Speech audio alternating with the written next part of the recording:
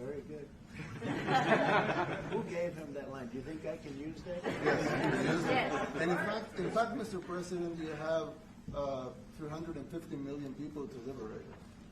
But to liberate 350 million people, you have to imprison some. That's the way it works, right? You cannot just free the criminals and think crime's going to go down magically. You have to imprison them so you can liberate 350 million Americans that are asking for the end of crime and the end of terrorism. And it can be done. I mean, you're doing it already. And I'm sure that people have seen the change in the streets. A long way to go because you're just initiating your second term. But it's clear that with the numbers at the border, even in Democrat-run cities, they get a help from the work you're doing. So I'm really happy to be here, honored, and eager to help. Well, we had a terrible thing happen. We had an administration that allowed people to come in freely into our country from not only South America, but from all over the world, many from the Congo in Africa, Asia, all over the world, Europe, rough parts of Europe.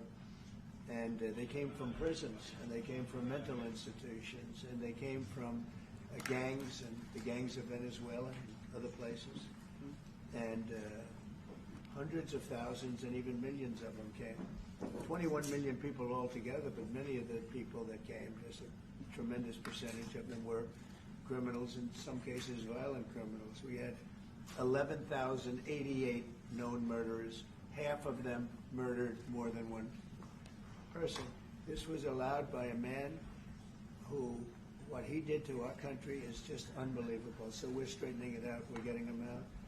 But what they did and what that party did to our country, open borders, anybody could come in. As soon as I heard that, I said, every prison's going to be emptied out into our country. That's what happened.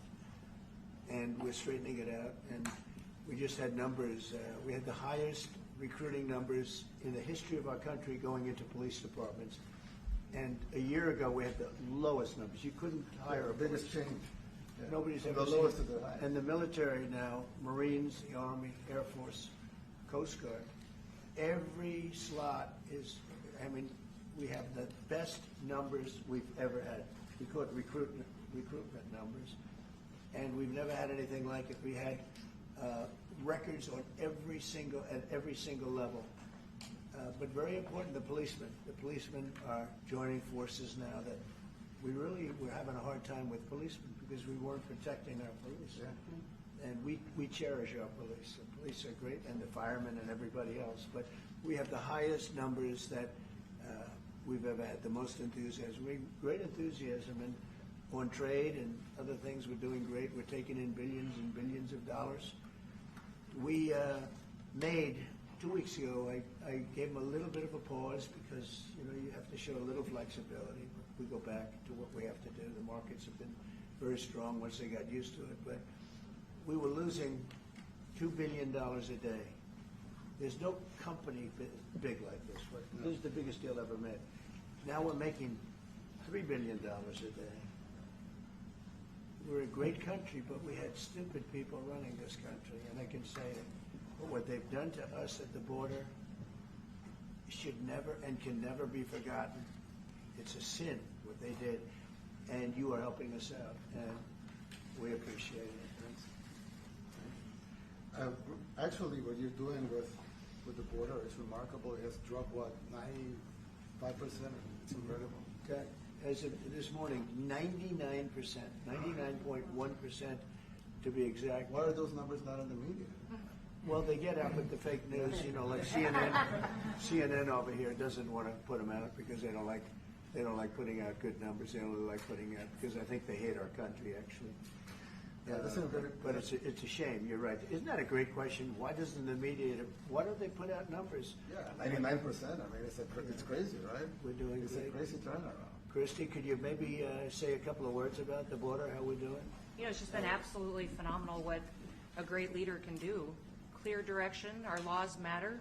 We should only have people in our country that love us, and the Border Patrol and our ICE officers and law enforcement officers have done fantastic work. So we're proud of them. Now we just need to get the criminals and murderers and rapists and dangerous gang members and terrorist organizations out of our country. So Mr. President Bukele, we thank you very much for your partnership. It has been wonderful for us to be able to have somewhere to send the worst of the worst and someone to partner with. And we'd like to continue that partnership because it's been a powerful message of consequences. Mr. President, you wanted people to know that there was consequences if you break our laws and harm our people and endanger families. And this is a clear consequence for the worst of the worst that we have somewhere to put them.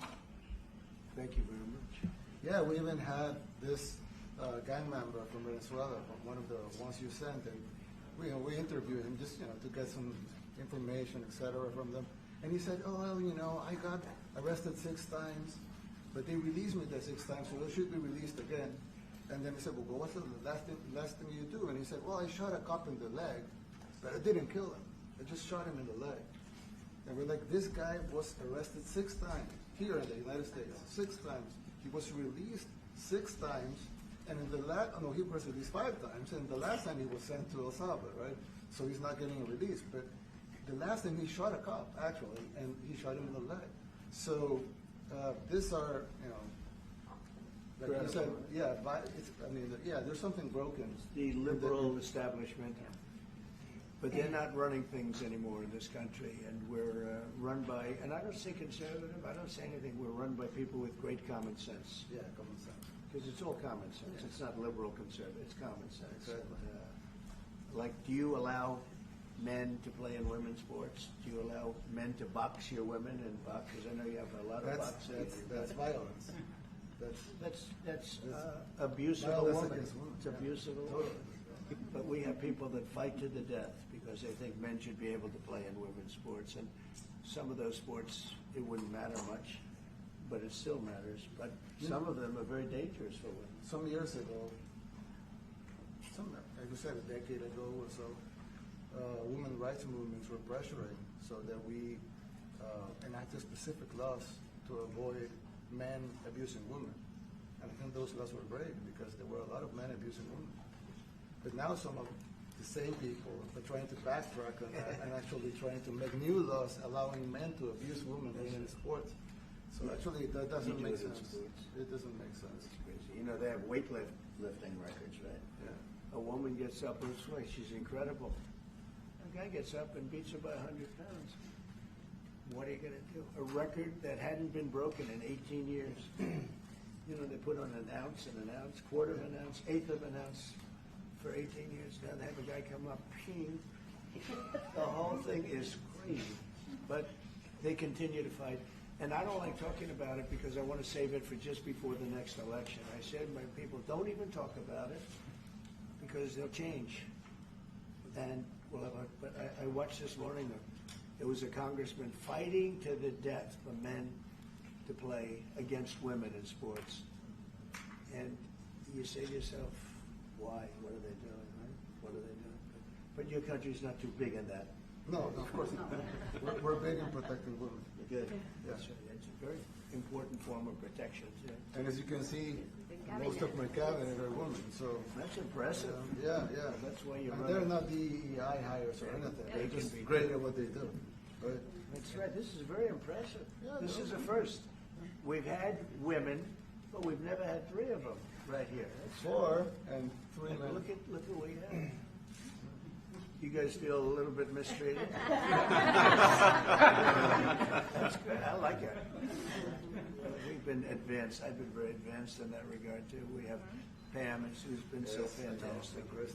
Christy, and the most powerful woman they say I anywhere. know, exactly. They're all afraid of her. Susie Wells. They say, oh, she's tough. Most powerful woman in the world, according to magazines. What do I know? Yeah. But I think she probably is. Yeah. She probably is. Congratulations. And Stephen, who's done such a great job. Thank you, sir. We have great people. Very famous too. But we love working with him. He really lets them have it. Right? Yeah, exactly. There's no games. No. Very good. He knows. Do you have any questions, please? President Trump? No, let's not start Mr. with President. CNN because they're just so Mr. President. wrong. Yeah, please. Yeah, thank you, Mr. President. You repeatedly mentioned last night that Russia's attack on Ukraine was a mistake. What is the exact mistake?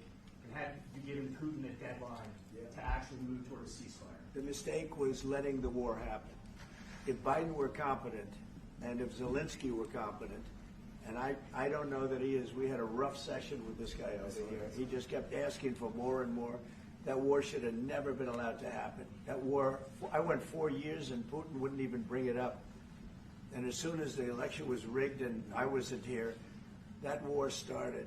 There was no way that war should have been allowed to happen. And Biden should have stopped it. And you take a look at Putin. I'm not saying anybody's an angel. But I will tell you, I went 4 years and it wasn't even a question. He would never, and I told him, don't do it. You're not going to do it. And it was the apple of his eye, but there was no way that he would have done it. All you had to do is lower oil prices. If you lowered oil prices, Biden kept the prices so high because he made it impossible to get it.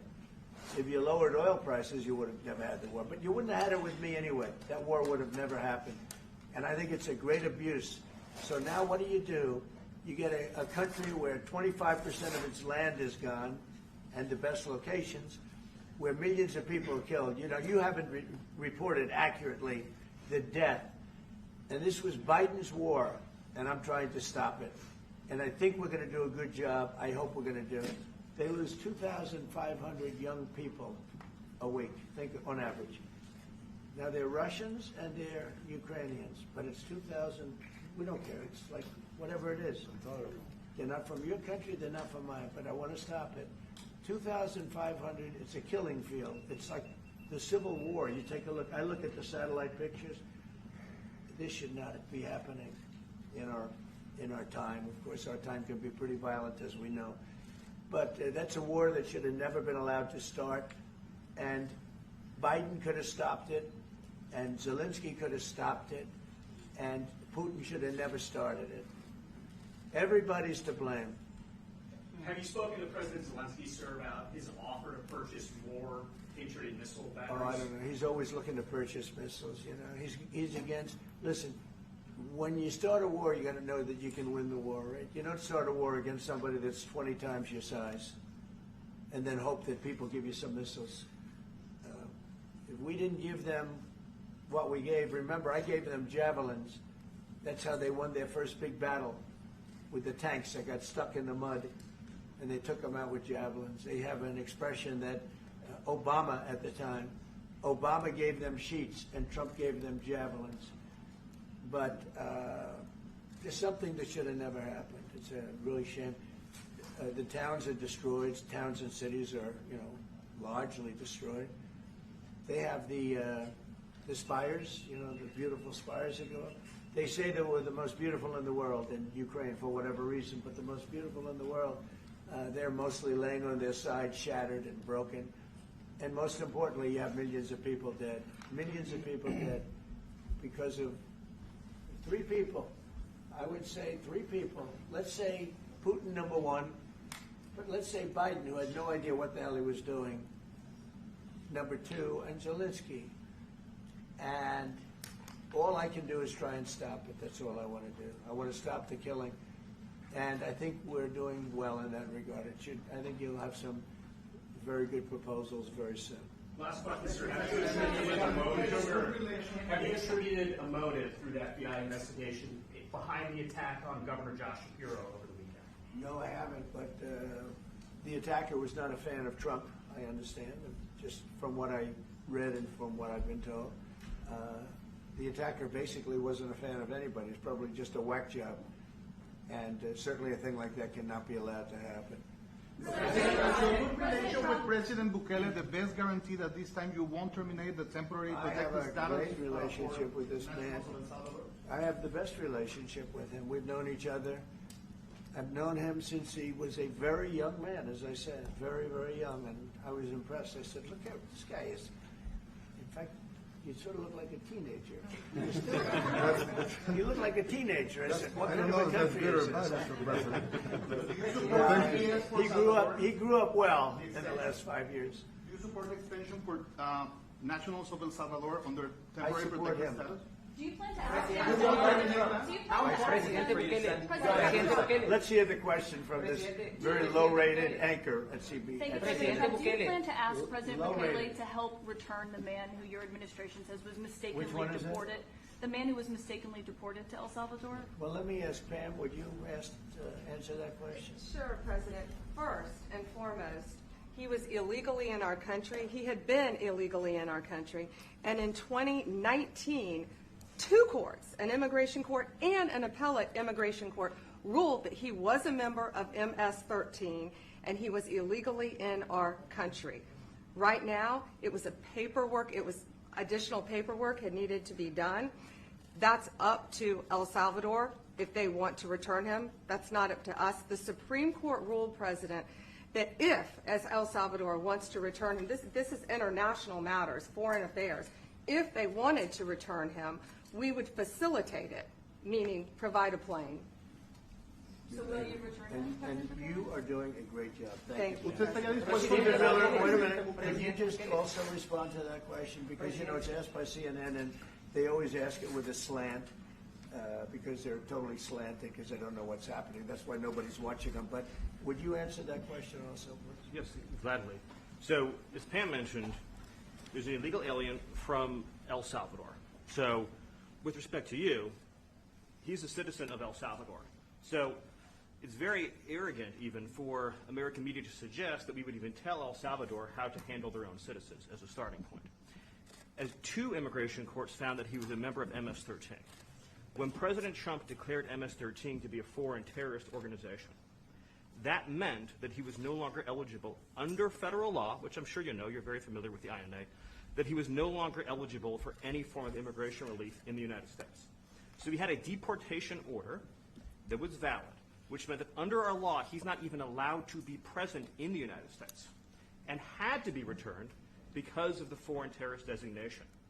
This issue was then, by a district court judge, completely inverted, and a district court judge tried to tell the administration that they had to kidnap a citizen of El Salvador and fly him back here. That issue was raised to the Supreme Court, and the Supreme Court said the district court order was unlawful, and its main components were reversed 9-0 unanimously, stating clearly that neither Secretary of State nor the President could be compelled by anybody to forcibly retrieve a citizen of El Salvador from El Salvador, who again is a member of MS-13, which, as I'm sure you understand, rapes little girls, murders women, murders children, is engaged in the most barbaric activities in the world, and I can promise you, if he was your neighbor, you would move right away. So you don't plan But to the ask for Supreme a Court's penalty to get him asking back? to. And that- what was the ruling in the Supreme Court, Steve? Was it 9-0? Yes, it was a 9-0 In our favor. in our favor against the district court ruling, saying that no district court has the power to compel the foreign policy function of the United States. As Pam said, the ruling solely stated that if this individual, at El Salvador's sole discretion, was sent back to our country, that we could deport him a second time.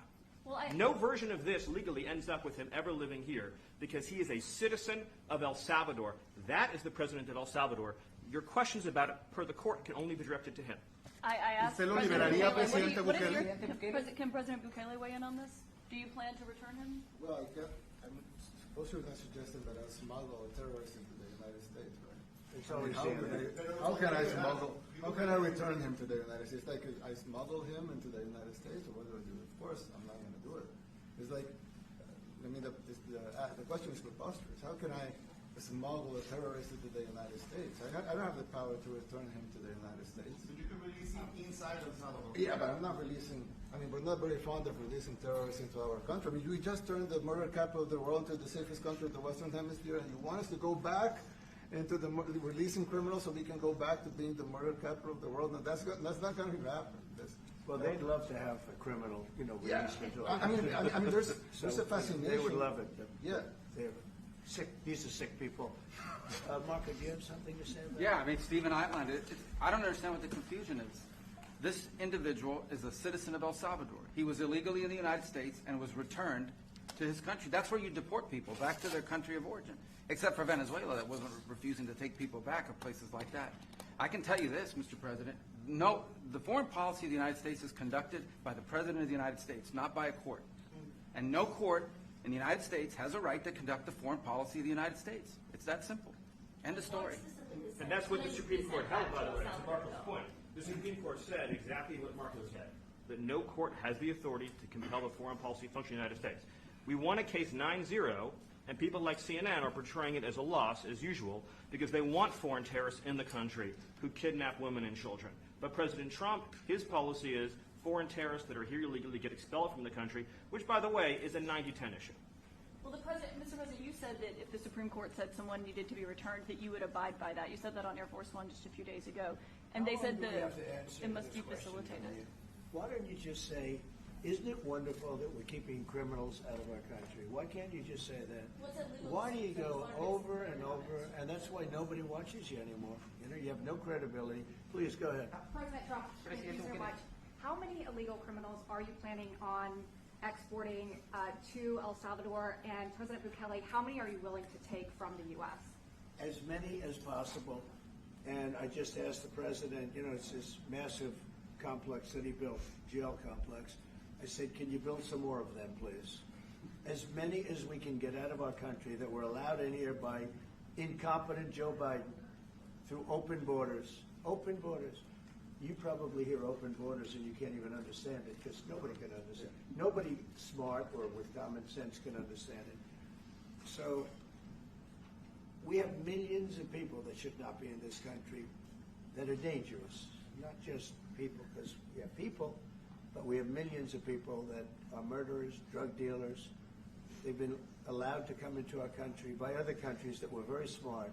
When they heard that this very low IQ president, and by the way, I took my cognitive exam as part of my physical exam, and I got the highest mark, and one of the doctors said, sir, I've never seen anybody get that kind of, that was the highest mark. I hope you're happy with that, although they haven't been bugging me too much to take a cognitive, but I did do my physical and it was released. I hope you're all happy with it. I notice there's no question, so probably you are. But the cognitive, they said to me, sir, would you like to take a cognitive test? I said, did Biden take one? No. Did anybody take one? No, not too many people took them. I said, what about Obama? Did he take one? No, he didn't take one either. I said, let me be the only one to take one. But I've actually taken them 3 times already. I like taking them because they're not too tough for me to take. But we had a great physical exam, so I know you're going to ask that. And the doctors who are total professionals, Walter Reed Medical Center, they're great people. And I visited a soldier that was badly wounded, incredible soldier, lost his leg, and spent a lot of time with him. I mean, great with his mother, and it was really a very great thing. They do a phenomenal job. I just want to say, Walter Reed, I was there for, 5-6 hours. You were there with me. But I took a full physical, and it came out perfecto, so it's good. She got me for a little longer. Would the U.S. be willing to pay for those facilities to be opened if new ones were going to be built? I'd do something. We'd help them out. Yeah, we help them. They're great facilities, very strong facilities, and they don't play games. I'd like to go a step further. I mean, I said it to Pam. I don't know what the laws are. We always have to obey the laws, but we also have homegrown criminals that push people into subways, that hit elderly ladies on the back of the head with a baseball bat when they're not looking, that are absolute monsters. I'd like to include them in the group of people to get them out of the country, but you'll have to be looking at the laws on that, Steve, okay? How essential is it for you guys to be locking up these prisoners? And do you think more presidents should follow suit like you guys as far as taking a hard stance on crime here in the United States? Well, I do. I think everybody has to. I mean, the president said it better than anybody. He said, you know, you have liberty and you have to have liberty, but to have liberty, not everybody is going to be good. And, you know, some are bad because they're sick. They're mentally deranged. They're bad. Why do you Then you have to take them. If you're going to have a country, you're going to have to take those people out. And we've been doing that. But this was like an unforced error, they would call it, where we had people that may hate our country, or maybe they're just stupid people. I think they're probably stupid people more so. A lot of people said they did it for the vote. But I did better with Hispanic people than they did, because I always use Hispanic. I did better. You people love me. I saw my poll numbers in your country up through the roof, right? 91%.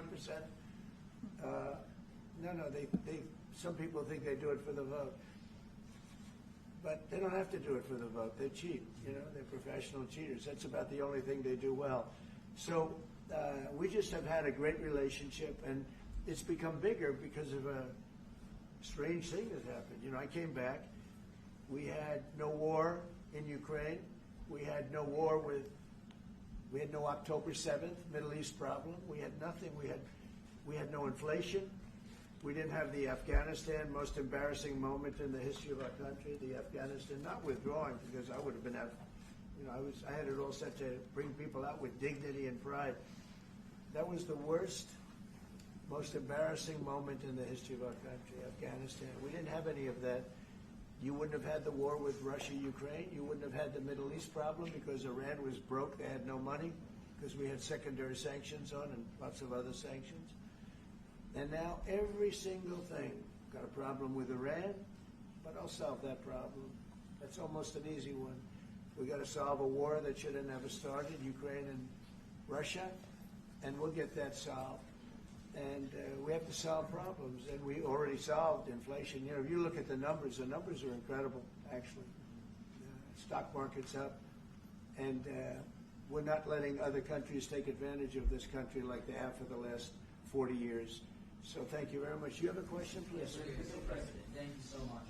You scored another major investment win this morning when NVIDIA pledged to build its AI supercomputer, the first time ever, right here in the United States. Thank you.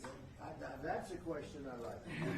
That's true. What is your reaction to this announcement, sir, and how will this positively benefit Americans across the American? Well, it's one of the biggest announcements you'll ever hear, because NVIDIA, as you know, controls that almost the entire sector, which is one of the most important sectors in the world, between chips and semiconductors and everything else. And they're the biggest. And the other biggest we already have coming in is spending $300 billion, as you know. They announced 2 weeks ago. But NVIDIA is so highly respected. And this was an announcement that a lot of people, I knew it was going to happen, but not to the extent that it happened. It's big. And the reason they did it is because of the election on November 5th and because of a thing called tariffs. As I say, the most beautiful word in the dictionary. After love, God, relationship. The press actually hit me and said, tariff is the most beautiful word in the dictionary. What about family, love, God? I got hit even on that. You understand? I said, okay. So now I say it's my fifth most favorite word because they get you on anything. But that NVIDIA, it's one of the great companies of the world. Modern, super modern companies, controls segments that nobody, sort of controls the world in a sense, and they're coming in here in the biggest way with hundreds of billions of dollars. Not like millions of dollars, hundreds of billions of dollars, and I'm honored by it. And I want to thank Jensen and all of the people that we deal with. They're great people, they're brilliant people. And without tariffs, they wouldn't be doing it. Thank you very much. Are you considering additional sanctions against Russia after their latest attack? And do you have an update on the rate and when you might announce Well, I semiconductor already have tariffs? sanctions on Russia. I put them there. If you remember, Nord Stream 2, that's the big pipeline that goes through Europe. I stopped it. That's Russia's pipeline, the largest pipeline, I think, in the world, goes to Germany. And I stopped it. And when Biden came in, he approved it. And then they say, oh, I'm friendly with Russia. No.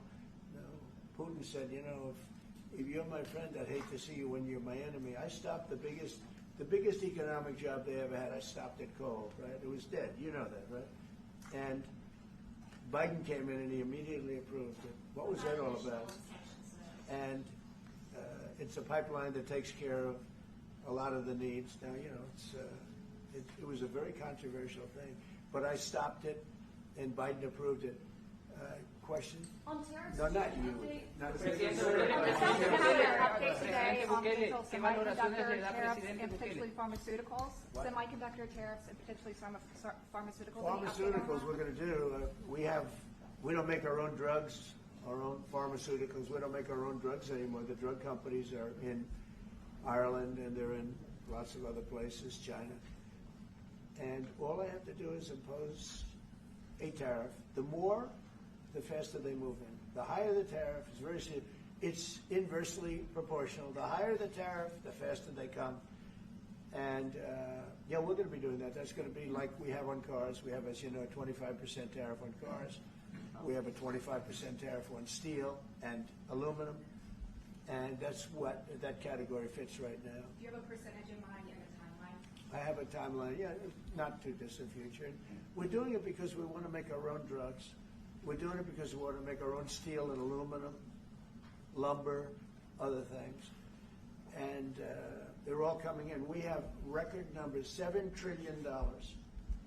Since I announced, like a month and a half ago, since I came in, we have over $7 trillion being invested in the country. We didn't have $1 trillion. We didn't have $500 billion for some of these guys. They didn't know what the hell they were doing. So we have the largest investment that we've ever heard of, and we're only 2 months in. And that'll continue at levels that you've never seen before. It's going to happen. And even the stock market's up today. It's we also had, you know, a lot of people didn't say it the way it was. We had the largest gain in the stock market in history on every single category last week. That was a nice game because we get a little hit because people didn't understand the power of our economic, our country economically if you use it right. Do you have something to say on that, JD? Yes, sir. I mean, look, for 40 years we have lost manufacturing capacity. Workers have seen their wages stagnate. And some of the most critical things that we need, from the pharmaceuticals, the drugs that we give to our children, the antibiotics that we give to our kids, to the weapons that we actually need to fight a war, if God forbid we had to fight a war, we don't make enough of that stuff. And so President Trump ran explicitly on changing that. Yes, as the President mentioned, it caused a little bit of disruption in the market, but I actually think over the long term, workers are going to benefit, stocks are going to go up, American businesses are going to benefit as we reinvest and reindustrialize our country. And the auto workers and the Teamsters and all of the unions, you know, not traditionally Republican, but I'm winning those unions by, we're up 40, 50 points on the Democrats. They're losing everything. They're losing everything because they just have policies that are not believable. They fight for policies that are 5% popular, and nobody knows who the 5% are. I mean, nobody can find the 5%. But if you go back to Ohio, and by the way, we have the great championship team from Ohio coming in today, right? Very big day. And that's going to be a little bit later. And that'll be, if you want to stick around, I'll introduce you to some nice people. You'll see some very large people, right? You'll see some people that even you have not seen people like this. These are big, these are 6'7", 380 pounds with no fat. Okay, that's pretty good, right? But the team, the national championship team, is being honored today at the White House, so that'll be exciting. If you're around, you want to stay around, I'll have you up there. You can tell them all about your prison, how you have to behave. Okay. Who else? On electronics. Yeah, you said yesterday that you're making a decision on Iran very quickly. What do you mean by that? Is that a decision to strike Iran? Solve their problem very quickly. Iran wants to deal with us, but they don't know how. They really don't know how. We had a meeting with them on Saturday. We have another meeting scheduled next Saturday. I said, that's a long time. You know, that's a long time. So I think they might be tapping us along. But Iran has to get rid of the concept of a nuclear weapon. They cannot have a nuclear weapon. He can't have a nuclear weapon. Nobody can have it. We can't have anybody having nuclear weapons, you know? We can't have nuclear weapons. And I think they're tapping us along because we're so used to dealing with stupid people in this country. And I had Iran perfect. You had no attacks. You would have never had October 7th in Israel, the attack by Hamas, because Iran was broke. They were stone cold broke when I was president. And I don't want to do it. I want them to be a rich, great nation. The only thing is, one thing, simple. It's really simple. They can't have a nuclear weapon. And they got to go fast because they're fairly close to having one. And they're not going to have one. And if we have to do something very harsh, we'll do it. And I'm not doing it for us. I'm doing it for the world. Does that And these are radicalized people, and they cannot have a nuclear weapon. Does does that include a potential strike on Iranian nuclear facilities? Of course it does. And just a follow-up question, a clarification. You mentioned that you're open to deporting individuals that aren't foreign aliens but are criminals to El Salvador. Does that include potentially U.S. citizens fully naturalized American? If they're criminals and if they hit people with baseball bats over their head that happen to be 90 years old, and if they rape 87-year-old women in Coney Island, Brooklyn, yeah, that includes them. What, do you think there's a special category of person? They're as bad as anybody that comes in. We have bad ones too. And I'm all for it because we can do things with the president for less money and have great security. And we have a huge prison population. We have a huge number of prisons, and then we have the private prisons, and some are operated well, I guess, and some aren't. But he does a great job with that. We have others that we're negotiating with too. But no, if it's a homegrown criminal, I have no problem. Now, we're studying the laws right now. Pam is studying. If we can do that, that's good. And I'm talking about violent people. I'm talking about really bad people. Really bad people. Every bit as bad as the ones coming in. And I made the statement when I heard about this a long time ago now, 4 years ago. When I heard that this guy was having open borders, I said every single criminal from all over the world is going to be dumped into our country. And that's what happened. The jails of the Congo were emptied out. The jails of Venezuela were emptied out. And you know what happened? Their crime went way down. But now Venezuela has other problems. You know what the problem is? They have no money. Yeah. Because I shut off their oil, and we put secondary tariffs because they're not doing what's right over there. They know what to do. We spoke to them. I spoke to them. They know what to do. But they have no money. Venezuela has no money. But Iran had no money. And Iran behaved so beautifully. And then Biden took all those secondary tariffs and tariffs on. I told China, you can't buy oil. If you buy oil from Iran, China, I told it to President Xi, then we no longer want you to do business with the United States of America. And those ships disappeared from that harbor so quickly. China. Get along great with China. Are the talks with Iran productive? Do you want to continue that? The talks with Iran, do you believe those are productive? Do you want to continue that? I think Iran could be a great country as long as it doesn't have nuclear weapons. If they have nuclear weapons, they'll never get a chance to be a great country. They will never get a chance. It won't even come close. Sir, on tariffs. Yeah. Yeah.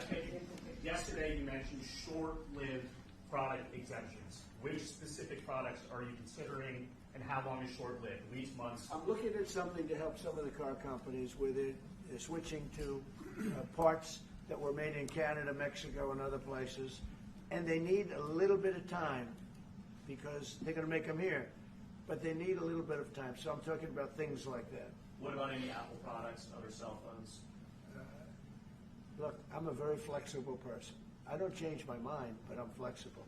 And you have to be. You just can't have a wall and you'll only go. No, sometimes you have to go around it, under it, or above it. There'll be maybe things coming up. I speak to Tim Cook. I helped Tim Cook recently, and that whole business. I don't want to hurt anybody, but the end result is we're going to get to the position of greatness for our country. We're the greatest economic power in the world if we're smart. If we're not smart, we're going to hurt our country very badly.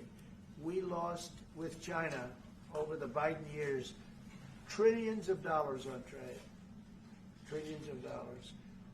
And he let them fleece us. And we can't do that anymore. And you know what? I don't blame China at all. I don't blame President Xi. I like him. He likes me. I mean, who knows? Who the hell cares? Do you have any updates on talks? But you know with what? China? What? Do you have any updates for the talks with China? Let me just tell you this. I don't blame China. I don't blame Vietnam. I see their meeting today. Is that wonderful? That's a lovely meeting. They're meeting, trying to figure out how do we screw the United States of America.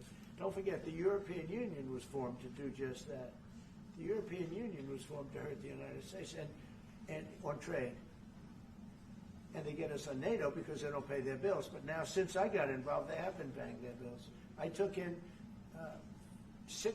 over $600 billion for NATO. Nobody took in anything. I mean, they were all delinquent. They had 8 nations out of 28 paid their bills. The rest of them were way delinquent. And I said, if you don't pay your bills, we're not going to protect you anymore. And the money poured in over 600. The Secretary General last week made that statement. He said, I've never seen anything like it. We couldn't get anybody to pay because the United States was footing the bill for NATO. Well, we got hurt there, and we got hurt on trade, likewise, European Union. And they've got to come to the table. And they're trying to. They're trying to. But the European Union has taken terrible advantage. They don't take our food products. They don't take our cars. We have millions of their cars, BMW, Volkswagen, Mercedes-Benz, many others. They come in by the millions. They don't take, there are no Chevrolets in Munich, I can tell you that. I said to Angela Merkel when she was there, as she was letting millions of people infiltrate Germany, which was not so good from, we would call them illegal immigrants, but she made them legal. But I said to her, and I get along with her very well, I said, how many Chevrolets do we have in Munich or Frankfurt? Why, none, Donald, none. I said, you're right. And yet we take in millions and millions of cars. No, those days are over. Okay. Thank you very much, everybody. Thank you, guys. Thank you, guys. Thank you, guys. Mr. President, can you comment on the FTC's case against Meta and Mark Zuckerberg? Thank you, press. Thank you, Nayib. Thank you.